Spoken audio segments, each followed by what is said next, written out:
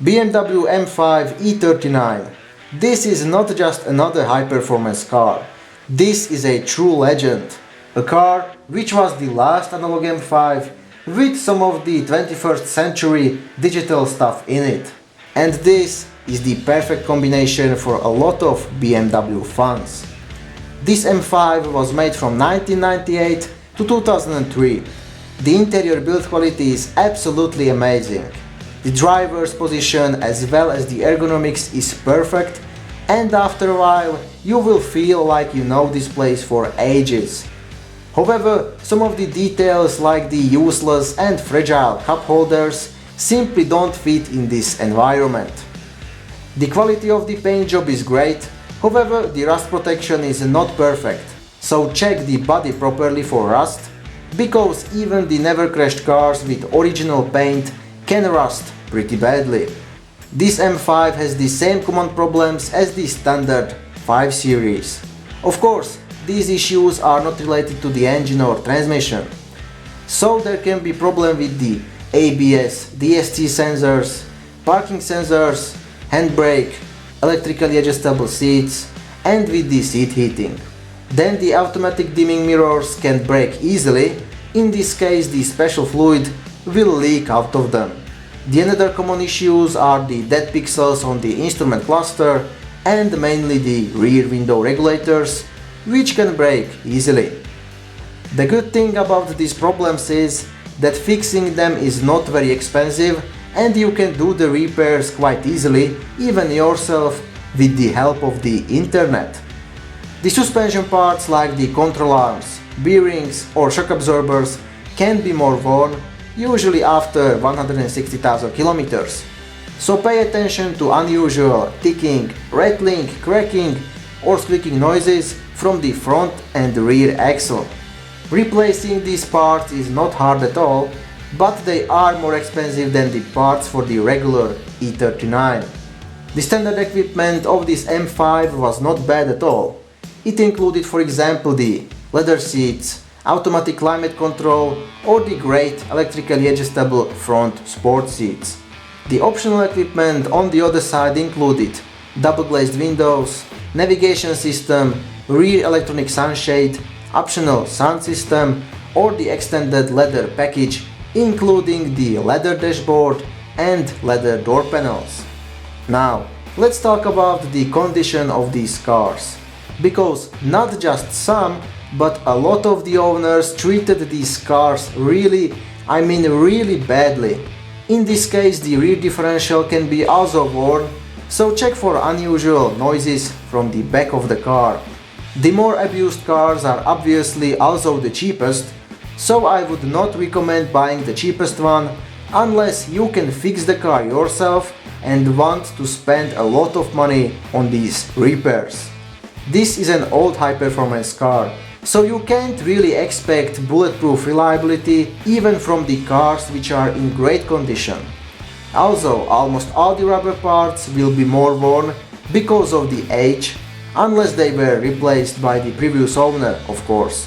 So you need to have some money left for the maintenance. And when I'm saying some money, I mean a couple of thousands minimum. Also, if you can't repair the car yourself, then the only reasonable solution is to find an independent BMW specialist who can repair everything for a reasonable price. It's very important to choose a car which is in possibly the best condition and which has the best regular maintenance history. Lots of spare parts are identical to the regular 5 Series, however, the parts which are not are simply more expensive. The price of this BMW starts at 11,000 euro for the cheapest one in Germany and it goes up until 59,500 euro. However, the best value for the money is around 20-25,000 euro. Keep in mind that this is slowly but surely going to be a very rare car. And it basically is even today a very rare car. Also, the biggest price drop already happened a couple of years ago. So now it's going up, which means that these cars won't be any cheaper.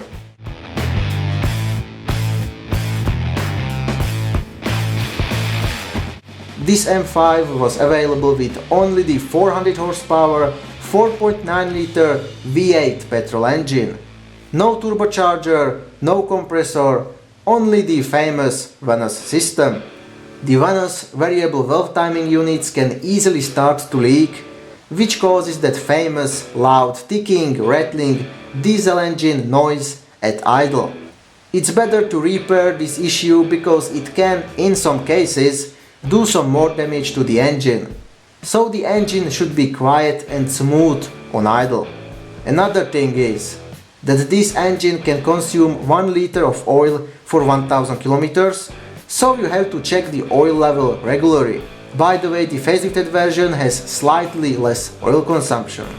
There can be also slightly bigger carbon buildup in the engine after 100,000 kilometers.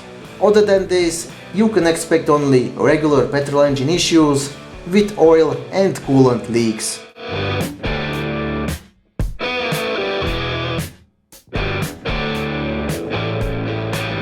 You have to change the oil in the engine after 8000 kilometers. The engines are equipped with timing chain, which is usually alright until the timing chain tensioner is not worn. So I would recommend changing it after buying if it's still the original part from the factory. It's not that expensive and it can save the engine from more damage.